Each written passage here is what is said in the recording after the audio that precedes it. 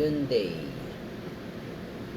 Pero ang nabasa po ng scanner ko, Sportage 2009. So, dalawa po itong computer box na dinala sa atin. Yung isa, replacement sana. Yung isa po pang Hyundai Accent 1.5.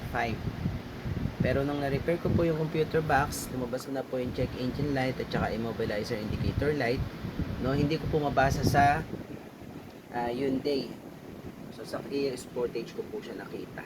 Doon po siya lumabas. Overtime po tayo. Yun. So, mag-rescan po tayo. ECM, KCM. Yan. Yan po yung scanner natin. Nag-blink. K-line po tayo.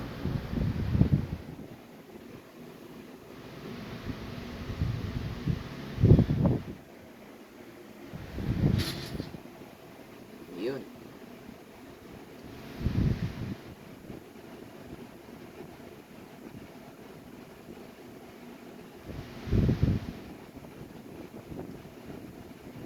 From La Union po to.